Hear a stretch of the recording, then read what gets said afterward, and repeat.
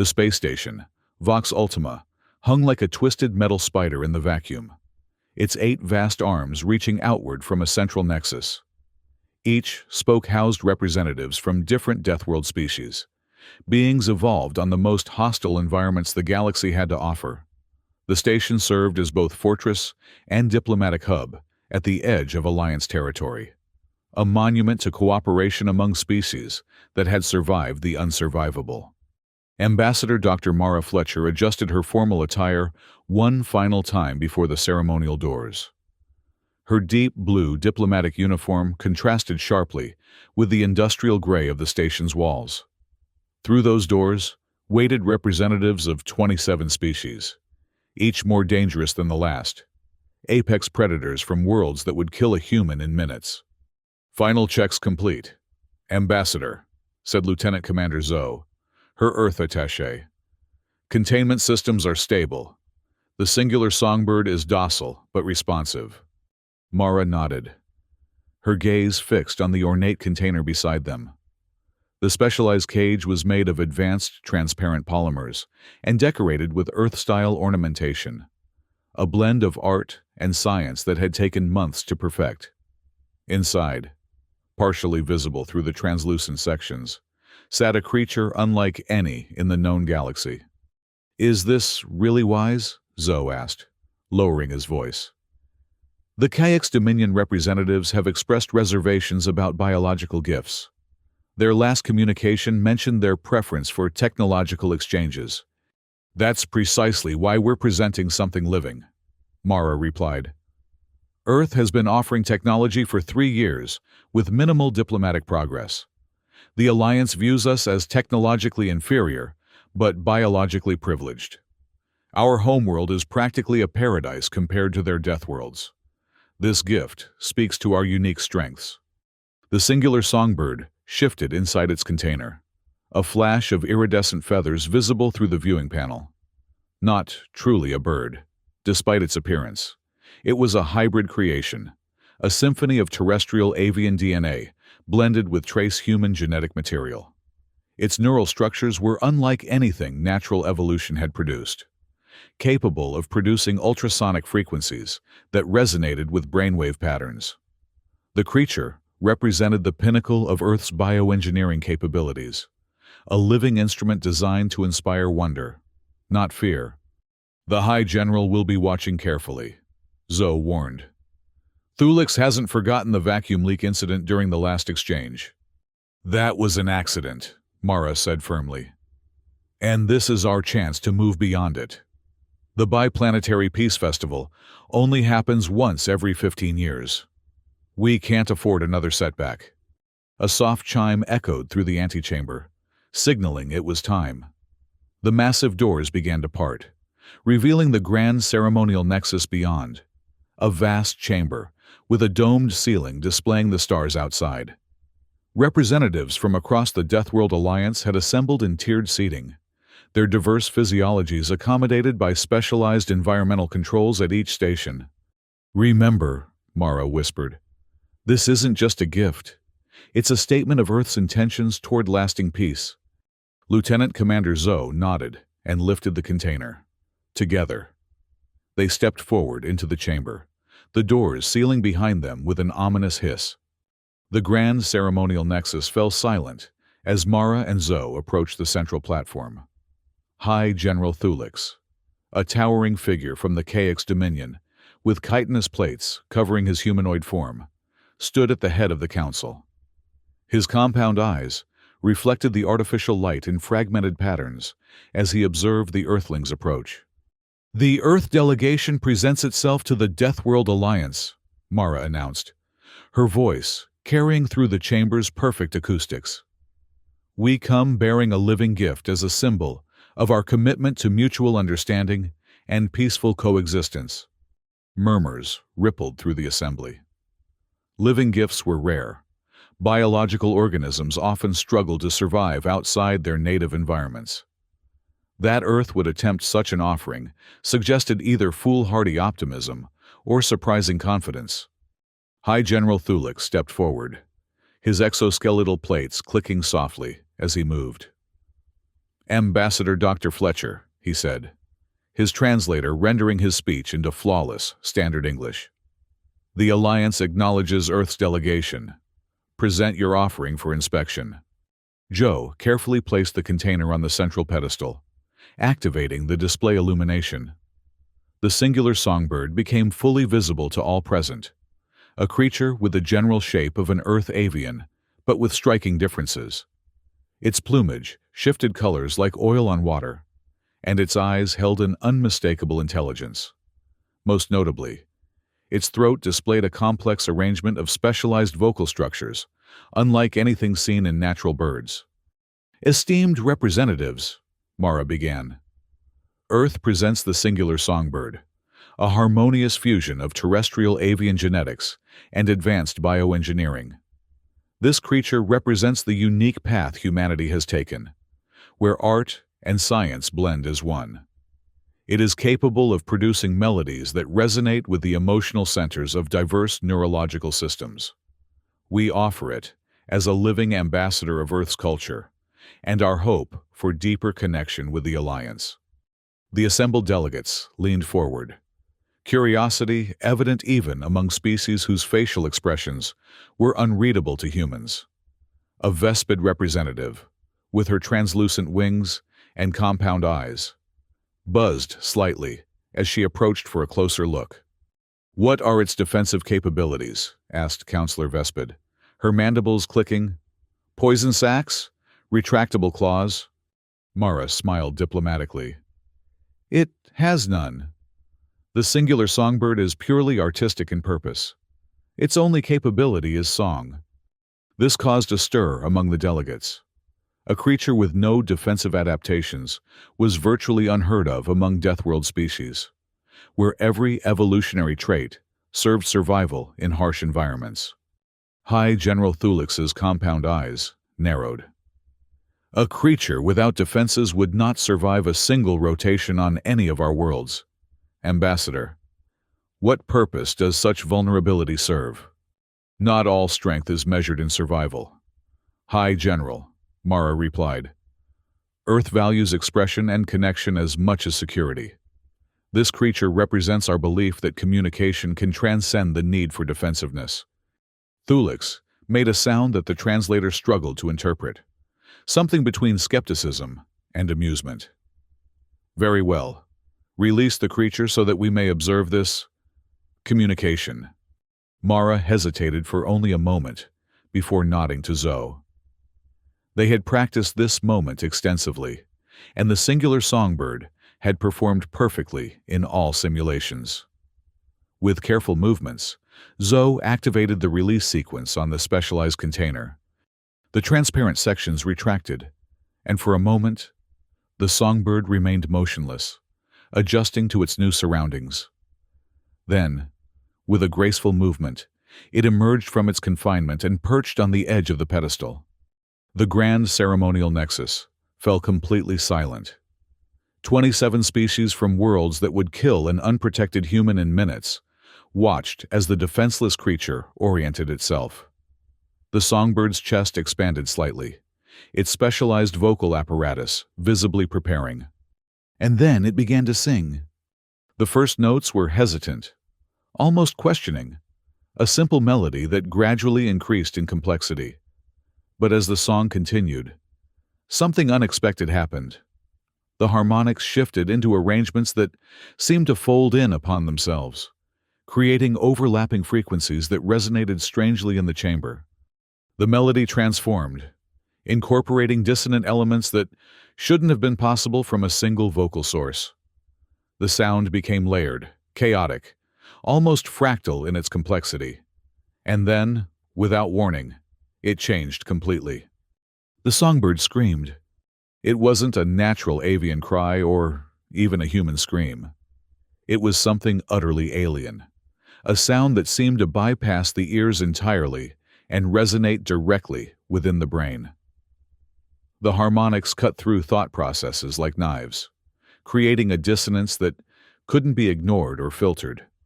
Throughout the grand ceremonial nexus, delegates clutched at their auditory organs. The Vespid representative's wings vibrated uncontrollably, A Morculin delegate with sensitive hearing membranes collapsed entirely. High General Thulix remained standing, but his exoskeletal plates rattled visibly. "What is the meaning of this?" Thulix demanded, his voice barely audible over the continuing scream. "Is this an attack?" "No!" Mara shouted, equally affected by the sound. "Something's wrong. This isn't what it was designed to do." She lunged toward the creature, but Lieutenant Commander Zoe held her back. "Don't touch it! We don't know what's happening!" The songbird's cry changed again, becoming even more complex. Patterns emerged within the chaos, repetitive elements that seemed almost like language, but unrecognizable to any translation system. And then, most terrifyingly, the communication systems throughout the chamber began to echo the sound. Speakers that should have been transmitting only official translation feeds suddenly emitted the same horrible screaming. Display screens flickered, showing visual representations of the sound waves, patterns that seemed to pulsate with unnatural life.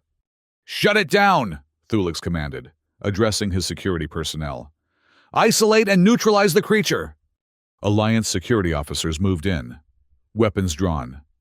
But before they could reach the songbird, the creature took flight, circling the chamber in erratic patterns while continuing its reality-bending cry. And everywhere it passed, the screaming spread. Delegates fled in panic, their carefully maintained diplomatic decorum shattered.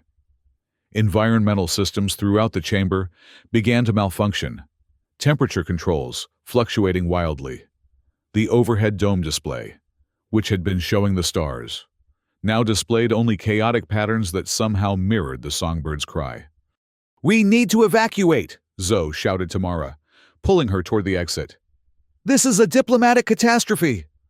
But Mara pulled away, her eyes fixed on the flying creature. "No! We can't abandon it. This isn't its fault.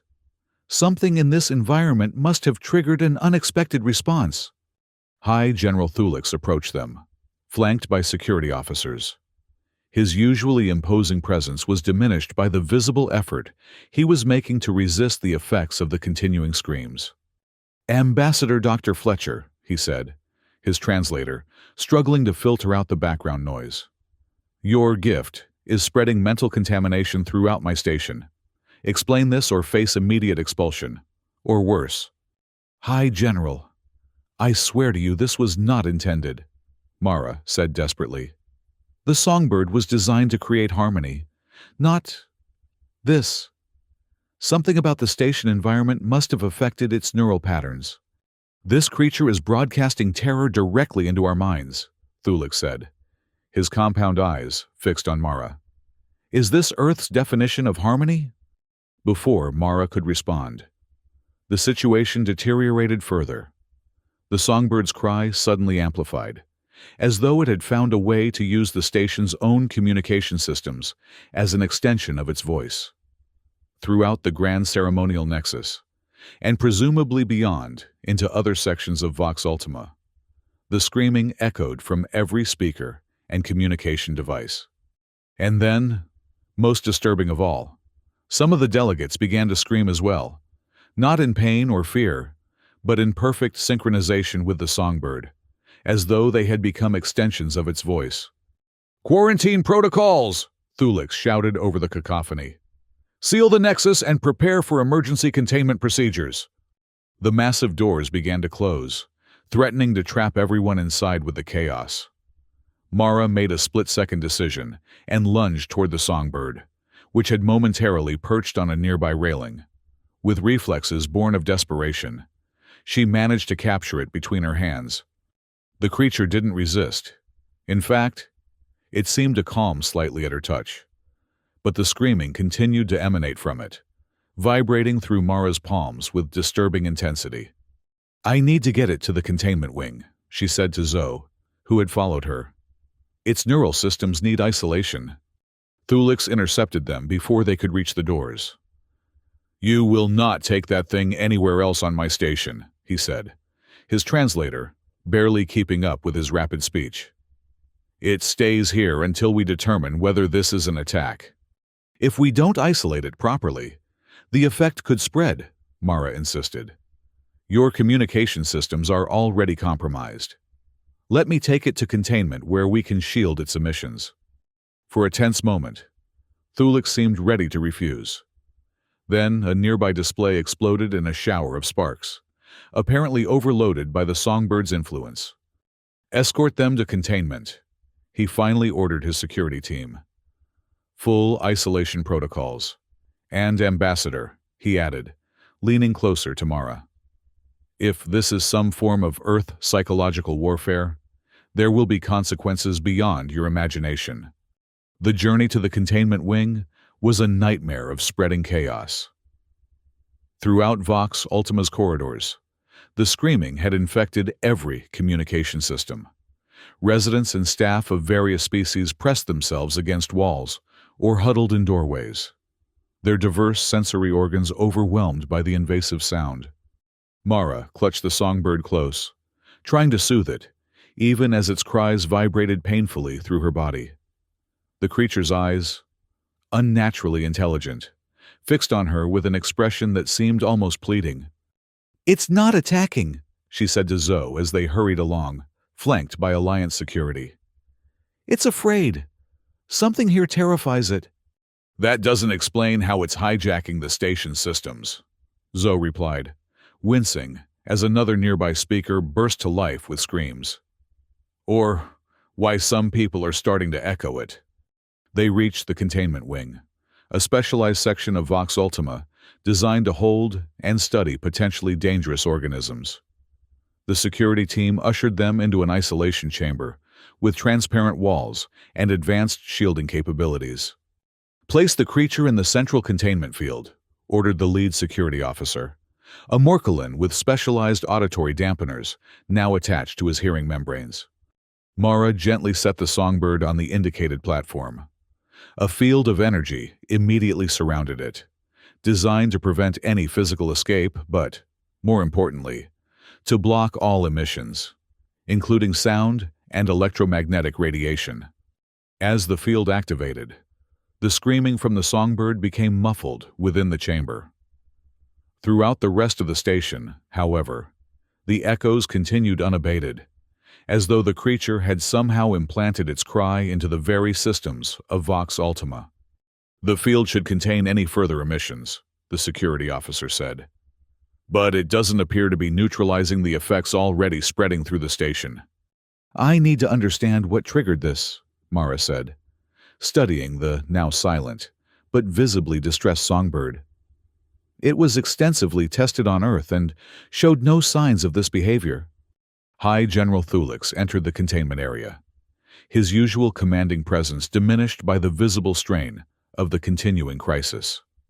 Behind him came several Alliance officials, including Councillor Vespid, who seemed particularly affected by the ongoing screams, her translucent wings vibrating in painful-looking spasms. "Your gift has thrown my station into chaos, Ambassador," Thulix said without preamble. 3 sectors have reported total communication failure. 12 delegates are experiencing severe neurological distress, and the screaming continues to spread through our systems even though the creature is contained.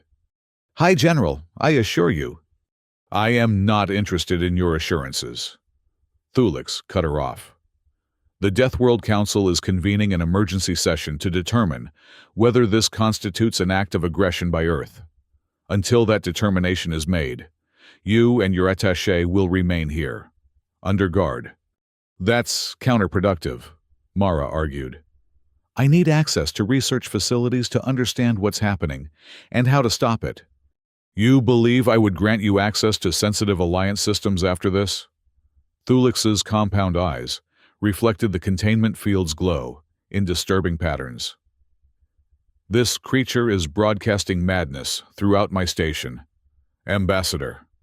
Madness that specifically targets neural patterns common to Deathworld species. If that were true, why am I affected too?" Mara challenged. "I hear the same screams you do. This isn't a targeted attack, it's a reaction. The songbird is responding to something here, something that wasn't present in our testing environments."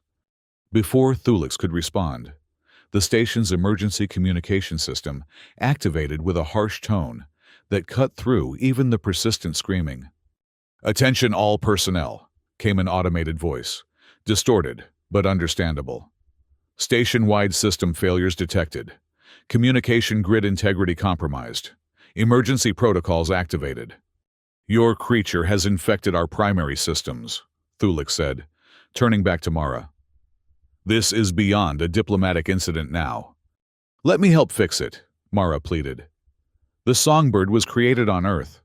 We understand its neural architecture better than anyone." Thulix stared at her for a long moment, his alien features unreadable to human perception. Finally, he gave a sharp gesture that his species used to indicate reluctant agreement. "You will work with our technical team," he said. "Under supervision. Any attempt to exploit this situation will be treated as an act of war." "I understand," Mara said. "I'll need access to your communication infrastructure and sensor data from when the songbird first began its unexpected behavior. And I'll need to contact Earth for the songbird's complete technical specifications," added Zoe. "No outside communications," Thulik said firmly. "Whatever resources you need must come from within this station. But without the complete genetic and neural mapping." "Those are my terms, Ambassador. Accept them or remain in containment while we handle this our way." Mara glanced at the songbird, still visibly distressed within its containment field. "Very well. We'll work with what's available here." Thulix nodded to the security team. "Escort them to Technical Center 3. Full monitoring protocols." As they left the containment area, Mara cast one last look at the songbird. Despite the chaos it had unleashed, she couldn't help feeling that the creature was as much a victim as anyone else on the station. Something about Vox Ultima had transformed its harmonious song into a weapon, and until she understood what, the screaming wouldn't stop. Technical Center 3 was a hive of frantic activity when Mara and Zoe arrived. Alliance technicians from various species worked at monitoring stations, attempting to isolate and neutralize the screaming that continued to emanate from communication systems throughout Vox Ultima. A human-like figure approached them, though closer inspection revealed subtle differences that marked him as a member of one of the more humanoid Deathworld species. His name badge identified him as Technician Rick, Communications Division.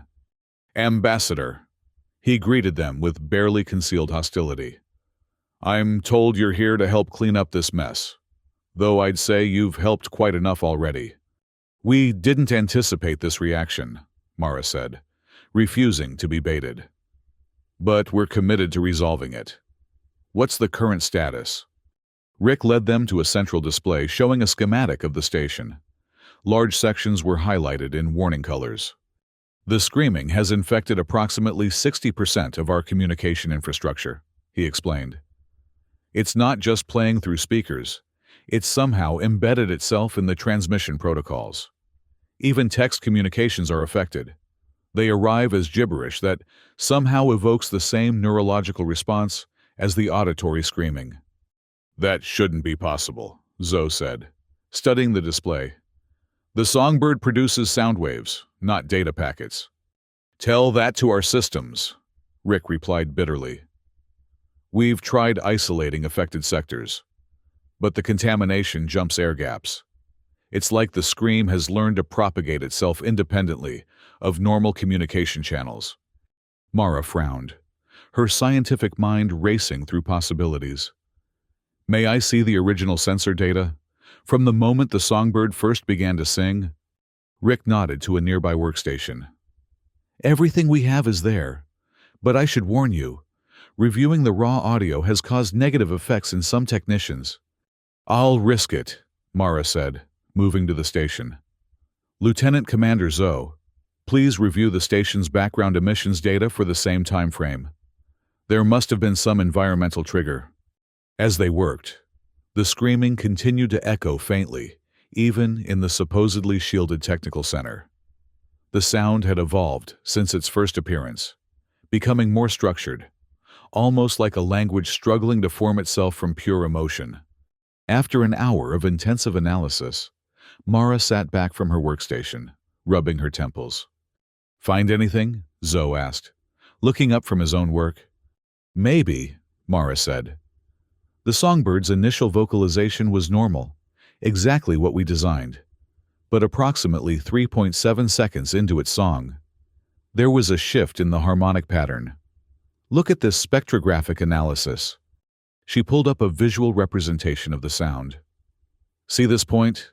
The harmonics suddenly incorporate this unusual frequency range, one that wasn't part of its programming and isn't physically possible with its vocal structure." "So it was responding to something external," Zoe concluded. "Yes. But what?" Mara turned to Rick, who had been monitoring their work. "Does this frequency have any significance in Alliance communication systems?" Rick studied the display, his expression changing from skepticism to surprise. "This is remarkably close to our quantum entanglement carrier wave, the foundation of our faster-than-light communication network." "Could the songbird have picked up trace emissions from that system?" Mara asked. "Impossible," Rick said, but his tone lacked conviction. "The quantum network is completely isolated from conventional physics. That's why it works across interstellar distances." "Perhaps not as isolated as you thought," Mara suggested. "The songbird's neural structure includes quantum-sensitive components. That's part of what allows it to produce emotionally resonant melodies. If it detected your carrier wave, it might have tried to harmonize with it," Zoe finished. "But instead of creating harmony, it created interference." Rick's face paled slightly.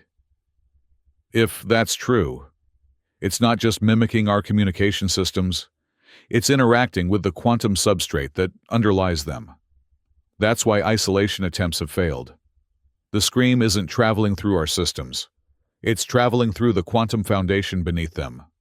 "We need to create a countersignal," Mara said decisively.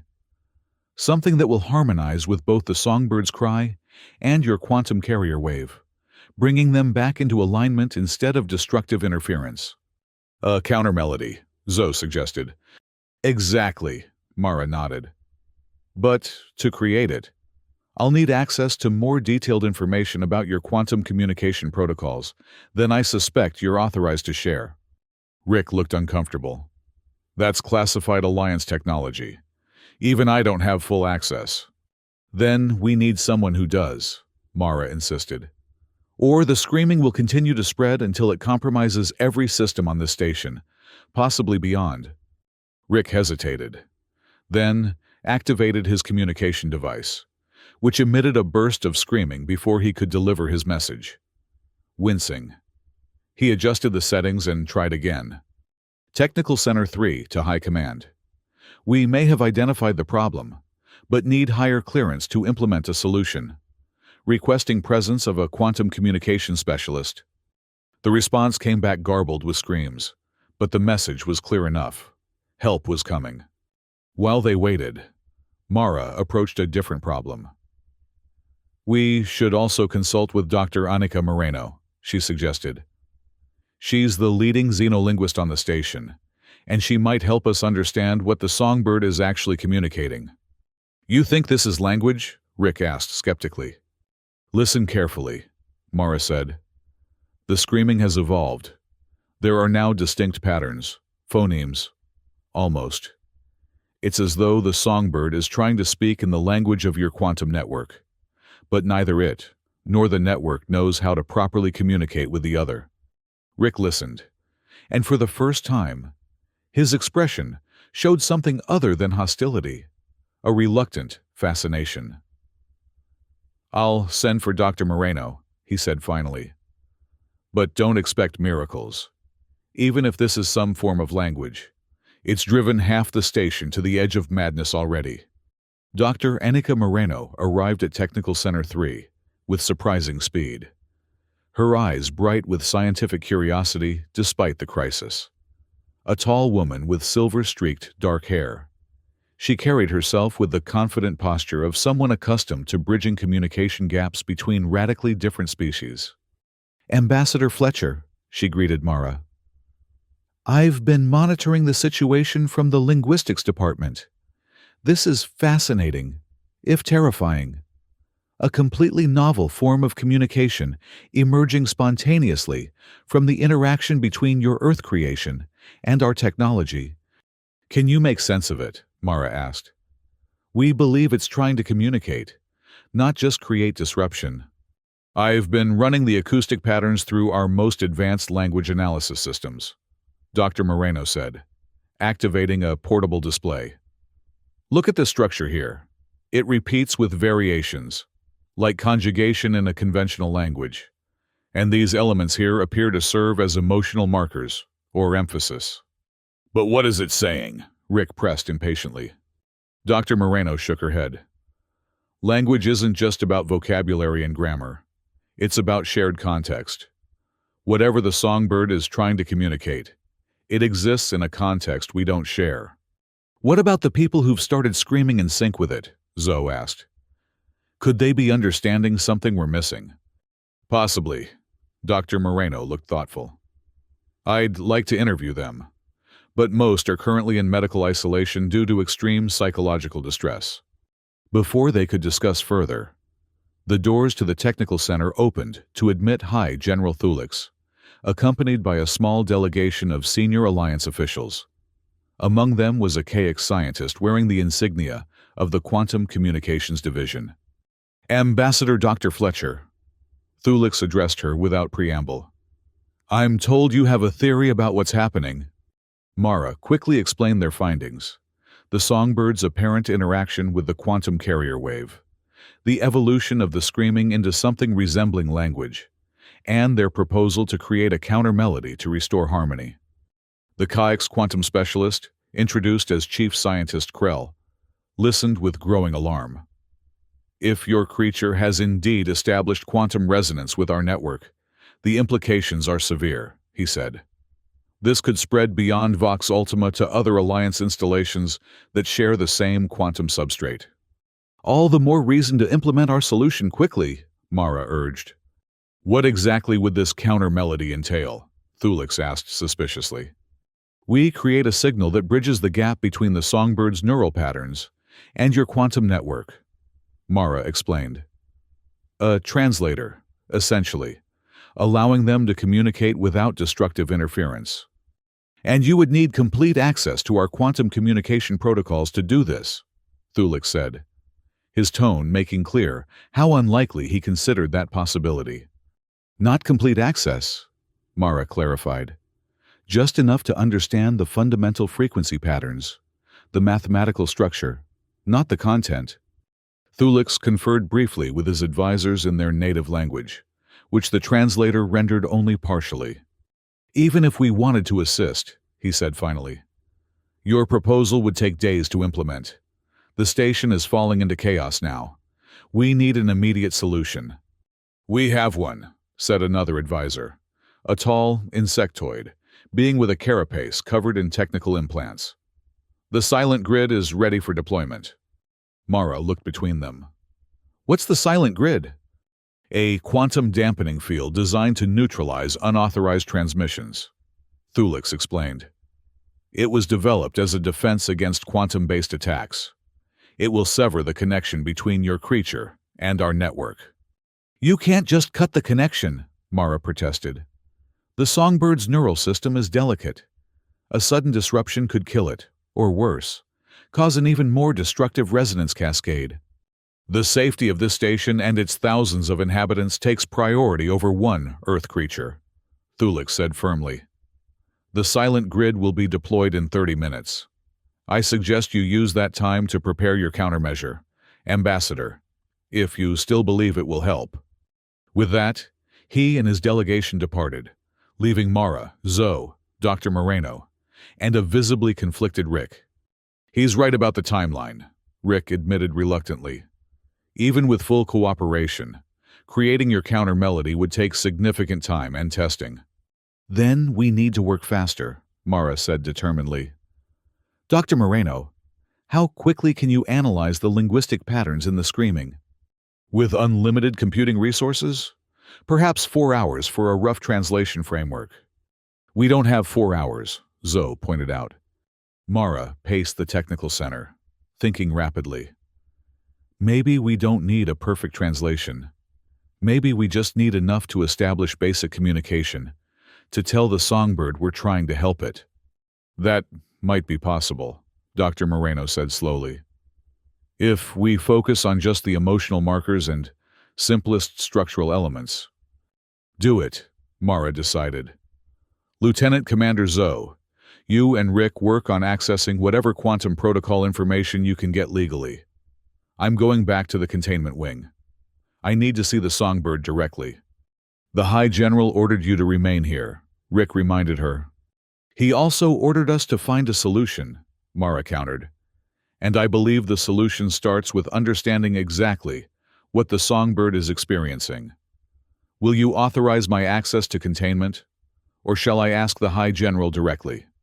Rick hesitated, then nodded reluctantly. I'll clear your access, but I'm sending a security escort with you. The containment wing had transformed since Mara's last visit. Additional shielding had been installed around the songbird's chamber, and a team of Alliance scientists monitored its condition from behind protective barriers. The screaming had somehow intensified here, despite the isolation measures, as though the creature's proximity to its own physical form strengthened the quantum effect. Ambassador Dr. Fletcher, acknowledged the lead scientist, a Vespid who introduced herself as Senior Researcher Kiv. We were not expecting you. I need to observe the songbird directly, Mara explained. Our analysis suggests it's trying to communicate through quantum channels, but the message is being distorted. That aligns with our findings, Kiv agreed, her wings vibrating slightly in what Mara had learned was a gesture of scientific interest. The creature's neural activity shows patterns consistent with communication attempts, not distress or aggression. May I approach it? Mara asked. Inadvisable, Kiv said. The containment field is the only thing preventing direct quantum entanglement with organic neural systems. Those who have been exposed too long have begun to echo the screaming themselves. I'm already exposed, Mara pointed out. And I helped create the songbird. If anyone can establish direct communication, it's me. Kiv conferred with her colleagues, their rapid wing movements indicating intense debate. Finally, she turned back to Mara. We will allow brief contact, she decided. But at the first sign of neural synchronization, we pull you out. We've lost 3 researchers to this phenomenon already. Lost? Mara asked, alarmed. Not deceased, Kiv clarified. But their cognitive patterns have become entangled with the quantum screaming. They can no longer communicate normally. I understand the risk, Mara said. Please prepare the containment field for my entry. The security protocols were extensive. Mara was fitted with neural monitors, quantum shielding garments, and emergency extraction devices. Only then was she allowed to approach the transparent barrier, separating her from the songbird. The creature looked different now. Its iridescent feathers had dulled slightly, and its posture showed clear signs of exhaustion. Yet its eyes remained alert, following Mara's movements with evident recognition. I'm going to enter now, Mara told the monitoring team. Reduce the containment field to minimum necessary levels. The humming field visibly contracted, maintaining a thin barrier around the songbird, but allowing Mara to step into the chamber. The screaming instantly intensified, not painfully, but with a clarity that hadn't been present in the echoes throughout the station. And for the first time, Mara began to sense patterns within the sound. Not language, exactly, but something more fundamental. Emotional states, questions, pleading. The songbird was trying desperately to communicate something of vital importance. She approached slowly, keeping her movements gentle and non-threatening. The songbird watched her, its screaming modulating slightly as she drew nearer. I'm here, Mara said softly. I hear you. We're trying to understand.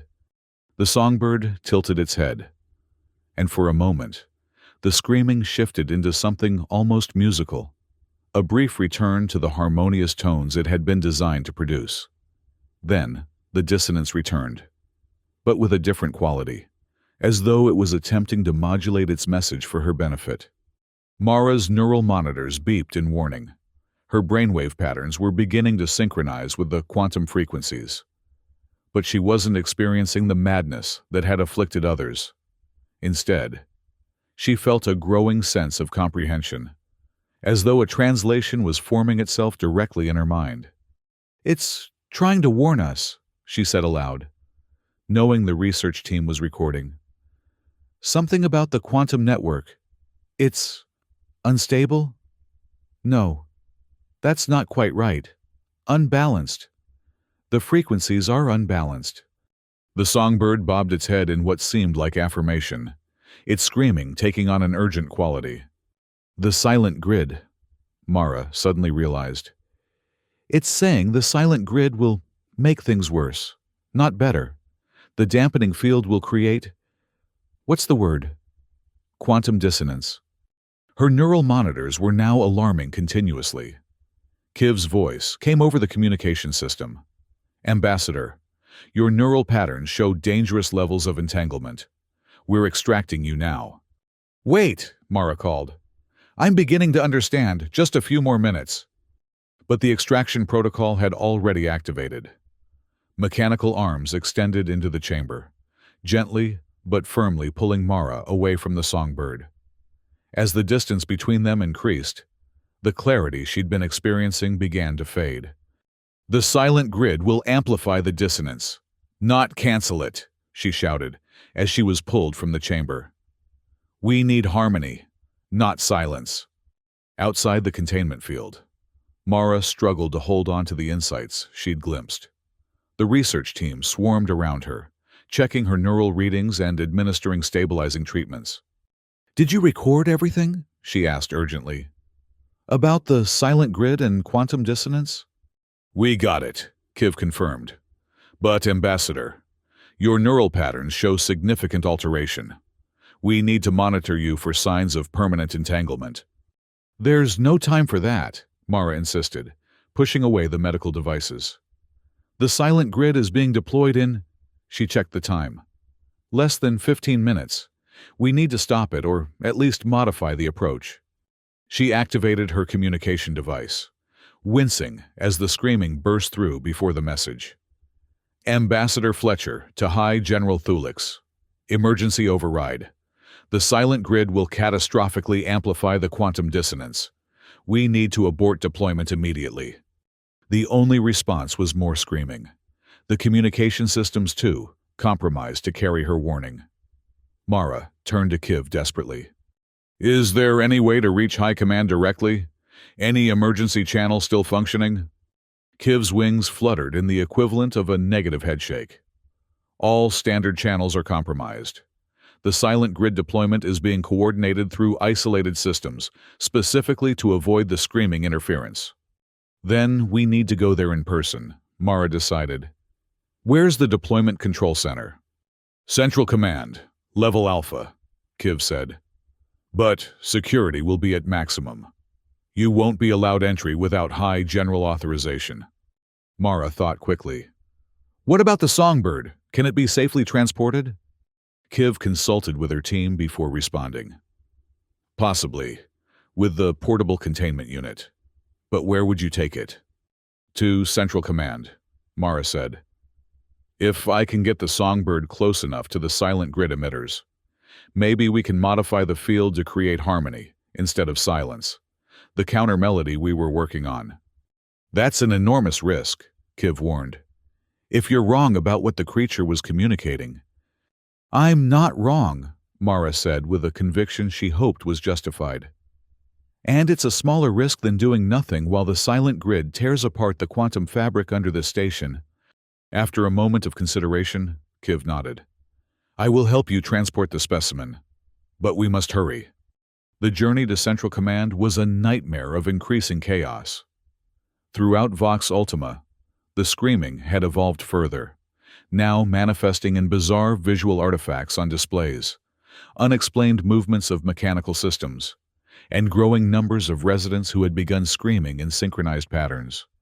Mara, Kiv, and 2 research assistants pushed the portable containment unit through crowded corridors. The songbird inside watched the passing chaos with evident distress, its own screaming now modulated into complex patterns that Mara was beginning to recognize as attempts at specific communication. They reached the security checkpoint outside Central Command with barely 5 minutes remaining before the silent grid deployment. As expected, the guards refused them entry. "Ambassador Fletcher," the lead security officer said, "no one is permitted entry during critical operations, especially not with—" He gestured at the contained songbird. "That is our only hope of preventing a catastrophe," Mara insisted.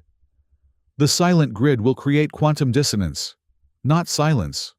I need to speak with High General Thulix immediately." "The High General is overseeing final deployment preparations. He left strict orders." "Then contact him," Mara interrupted. "Tell him Ambassador Fletcher has critical information about quantum resonance patterns that will affect the grid's functionality." The security officer hesitated, then stepped aside to use his communication device.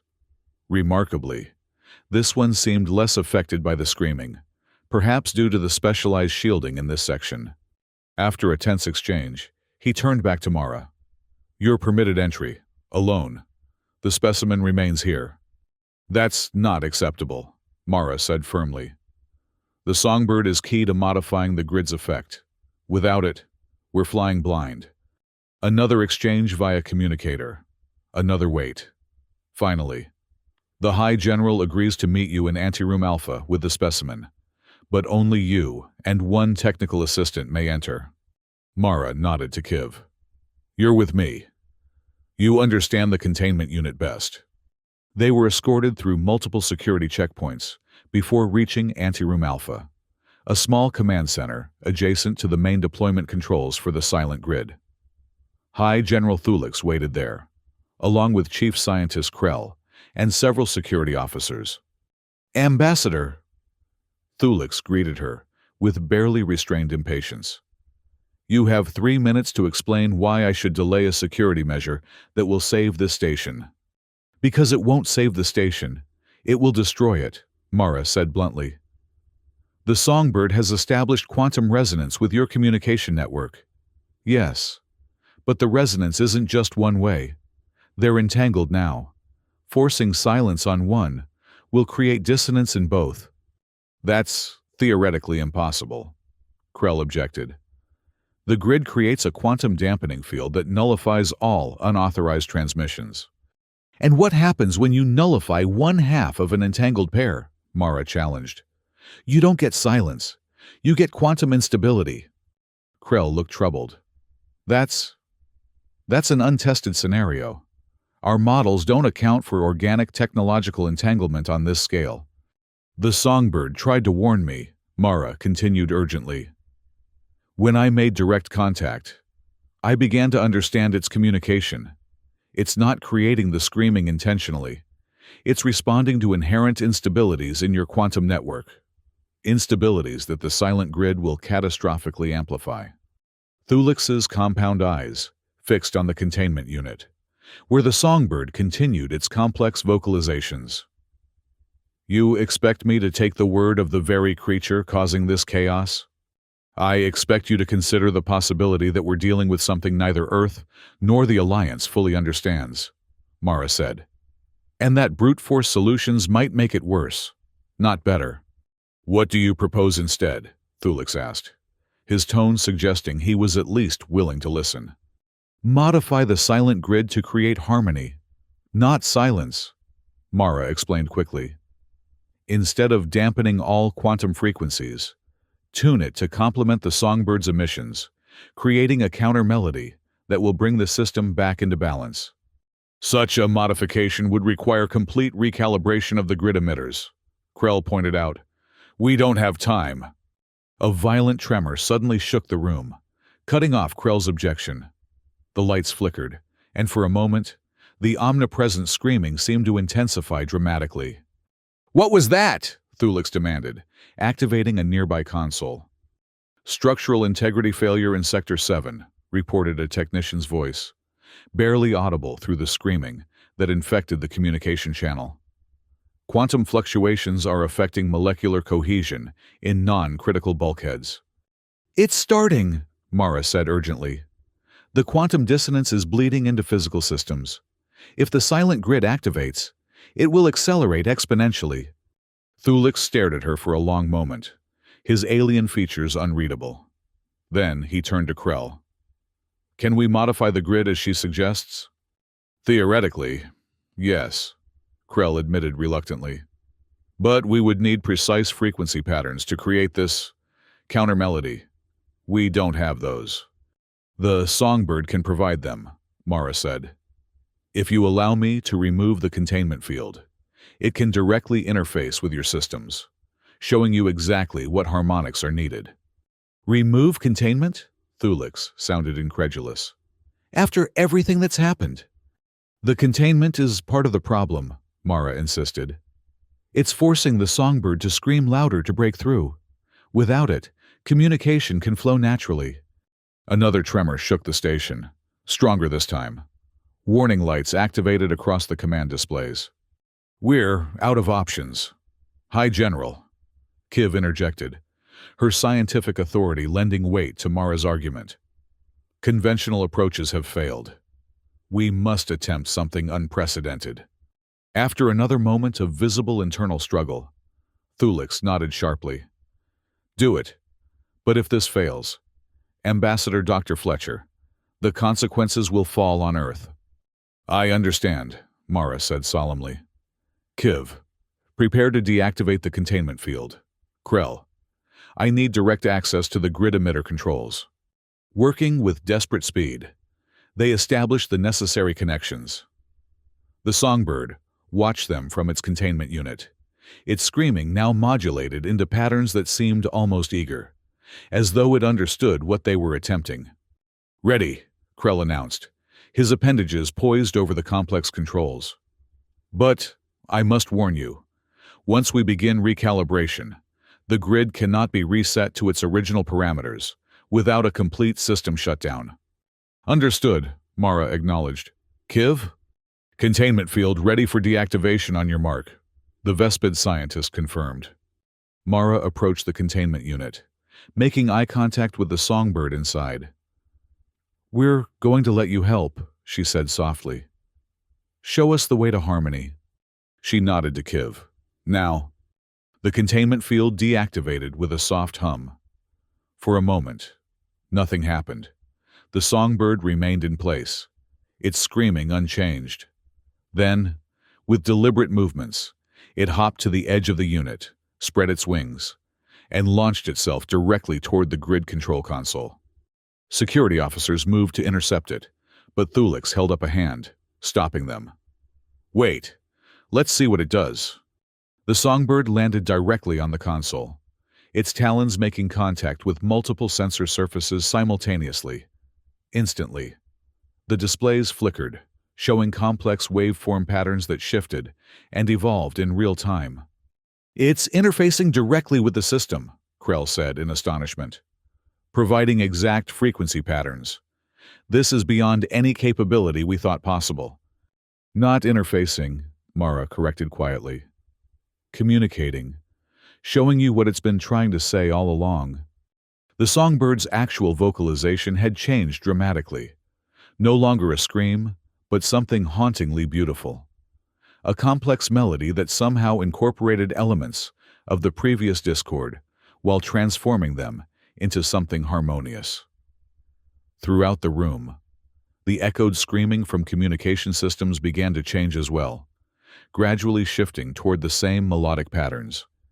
"The grid emitters are recalibrating automatically," Krell reported, his appendages moving rapidly over the controls. "The creature it's programming them directly, using quantum entanglement to establish the correct parameters."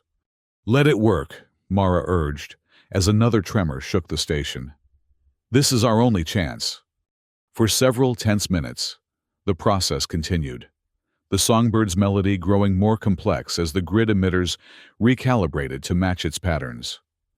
Throughout Vox Ultima, the screaming gradually transformed, becoming less painful, more structured, almost musical.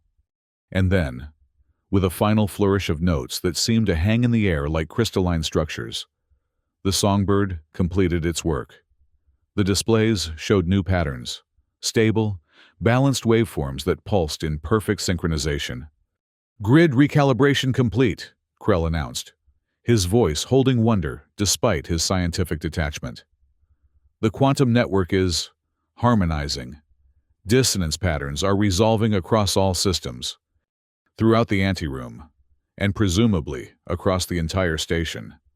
The screaming had stopped completely, replaced by a subtle, almost subliminal harmonic tone that seemed to enhance rather than disrupt thoughts. The songbird returned to Mara, landing gently on her outstretched arm. Its eyes, so intelligent and now visibly relieved, met hers directly. "You did it," she said softly. "You showed us how to listen." High General Thulix approached cautiously, his compound eyes fixed on the songbird. "What exactly happened here, Ambassador? In terms a military leader can understand." Mara considered her explanation carefully. "Your quantum network had inherent instabilities, patterns that created dissonance rather than clean transmission. The songbird, with its quantum-sensitive neural structure, detected these patterns immediately and tried to correct them. But without a common language, its attempts at correction seemed like attacks." "And now?" Thulix asked. "Now you have a perfectly balanced quantum communication system," Mara said. "The silent grid has been transformed into something new, a harmonic grid that actively maintains quantum stability rather than merely preventing unauthorized access." Krell, who had been studying the readings, looked up in apparent amazement. "She's right, High General. Transmission efficiency has increased by 327% across all channels. The quantum substrate is more stable than our original design parameters ever achieved."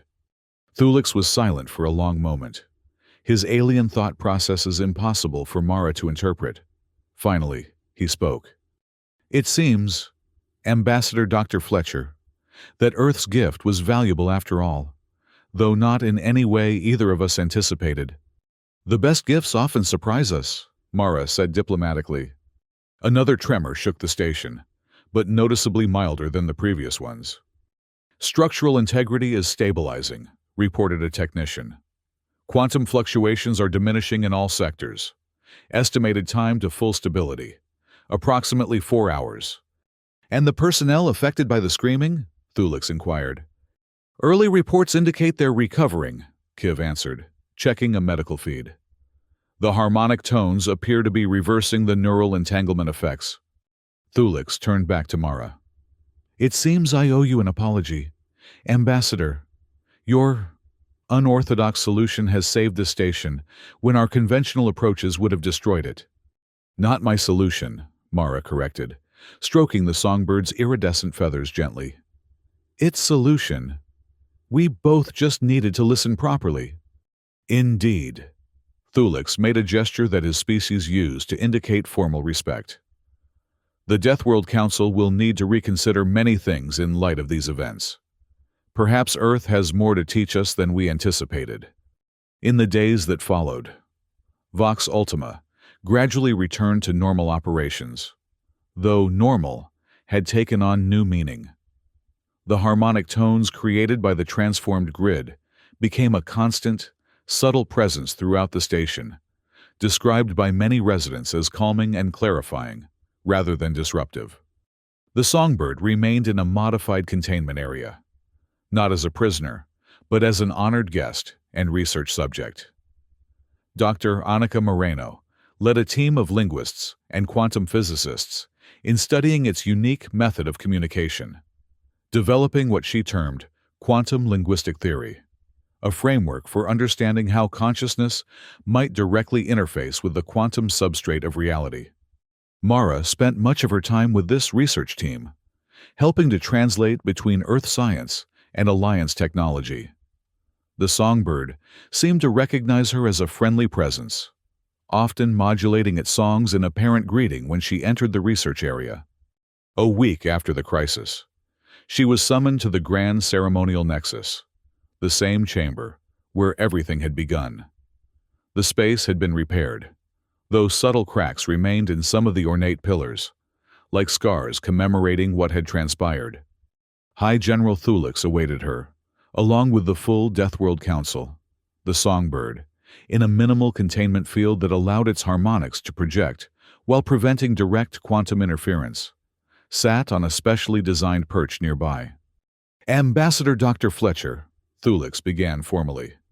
The Deathworld Alliance has reached a unanimous decision regarding Earth's unusual gift.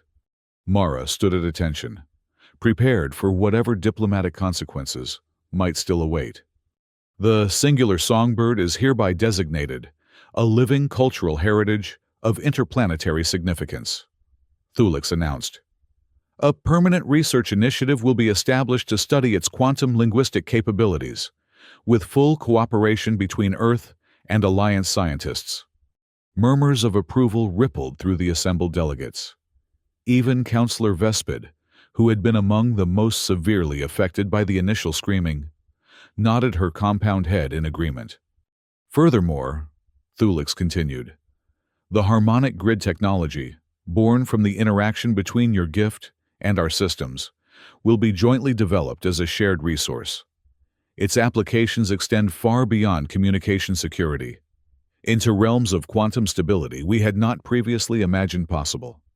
The Alliance is generous, Mara acknowledged, diplomatic training taking over despite her surprise at this turn of events.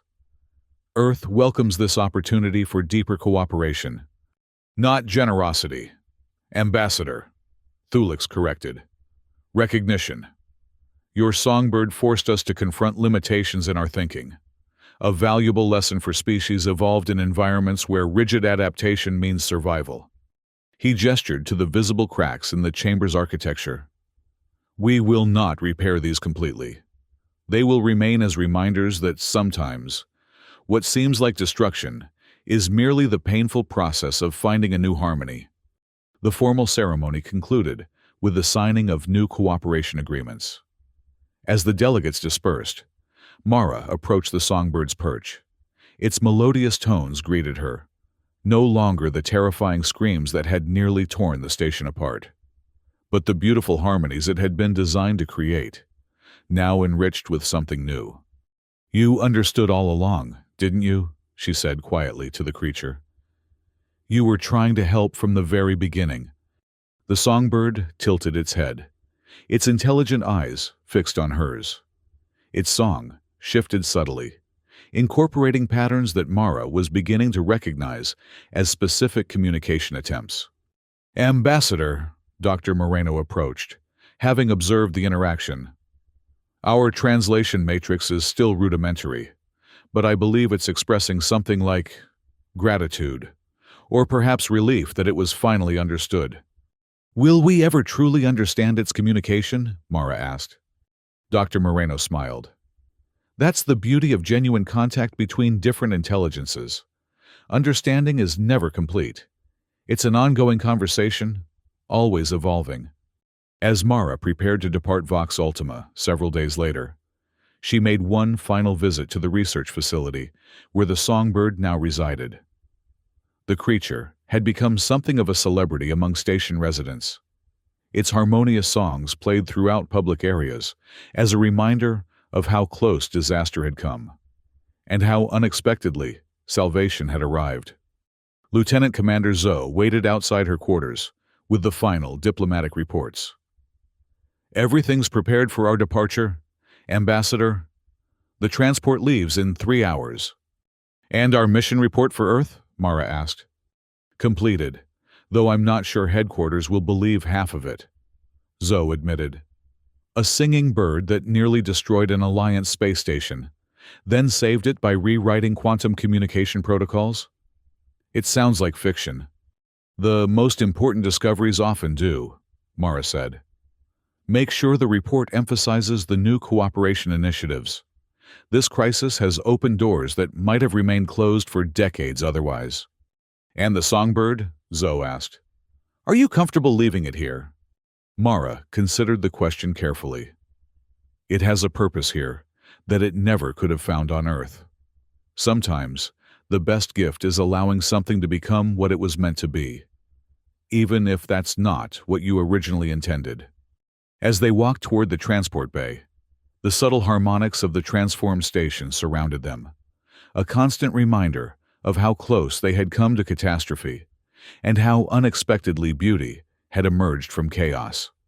High General Thulix met them at the departure area, a final courtesy that would have been unthinkable before the crisis. "Ambassador Dr. Fletcher," he said, his translator rendering his complex speech patterns perfectly, one of many systems improved by the harmonic grid. "The Alliance will not forget what happened here." "Nor will Earth," Mara assured him. "Though I suspect our official accounts may differ somewhat in their emphasis." "As they should," Thulix said, with what might have been humor. "Different perspectives are valuable. That, if nothing else, your songbird has taught us." "Not my songbird anymore," Mara corrected gently. "It belongs to whatever future it helps create." "A diplomatic answer," Thulix observed, "but perhaps also a true one." As their transport departed from Vox Ultima, Mara watched the station recede through a viewport, its once forbidding silhouette now softened somehow. Not physically, but in her perception of it. Throughout its structure, barely visible at this distance, hairline fractures remained from the quantum disruptions, not enough to threaten integrity, but sufficient to serve as reminders. The Alliance had chosen to preserve these scars, rather than erase them completely. In that decision, Mara saw hope for genuine understanding between Earth and the Deathworld species, the recognition that perfection was less valuable than truthful memory, and that harmony did not require the absence of discord, merely its thoughtful integration. Somewhere within that distant structure, the songbird continued its work, not screaming now, but singing in a voice that bridged worlds which had previously existed in isolation. Its gift had been not the melody Earth intended, but something far more valuable: the painful but necessary reminder that true communication required vulnerability on both sides. The station disappeared from view as the transport entered jump space.